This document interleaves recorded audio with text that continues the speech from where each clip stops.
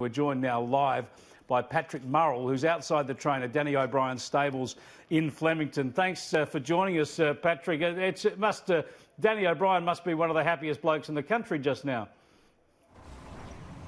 He was very happy. His voice was a bit coarse, though. That's to be expected after an evening of partying in South Melbourne after winning Melbourne Cup. He says it's proof that Australians can still win the Melbourne Cup in the face of such stiff international competition. Of course, his horse is Australian born, bred, trained and owned. It's the first time a horse like that has won the Melbourne Cup in 10 years.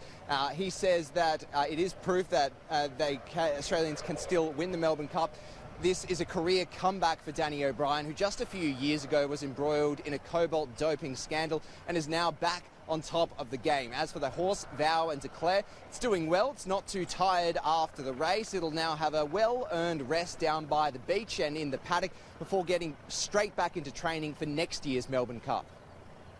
Next year, I would say the most likely thing for him is that he comes back and has another go at it. He's only just turned 4 and he'll be a better horse next spring, and he'll need to be because he'll have to carry more weight. And ultimately, it's a 3,200 metre race that's on just across the road from where he lives, and it's an $8 million race. So the most likely thing for us is that we try and see if he could win again. Now, co-owners of the horse, all Australian, would have been watching the race closely, but Danny O'Brien, well, he hasn't had a chance to watch the win back yet, and that's because he forgot to record the Melbourne Cup.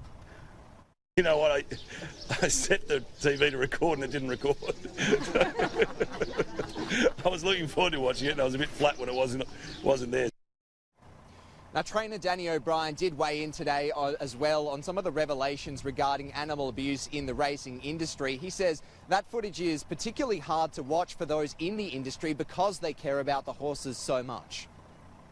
The footage that people saw, it was probably more distressing for people involved with racehorses than anyone, because we get up every morning, every afternoon. It's literally 365 days of the year that people are in here working with horses, and they're only doing that because they love horses.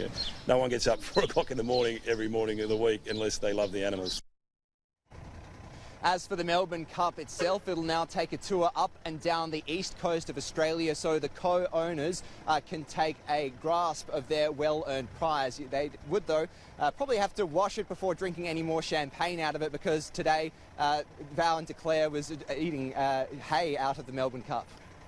Fair enough. Even the horse got to sup from the cup. Thanks very much, Patrick. Appreciate it. Patrick Murrell there, live from Danny O'Brien's stables at Flemington. Don't you love it? The horse now, Vow and Declare, goes to have a spell down at the beach. It's done its job, gets a well-earned break now, as they say.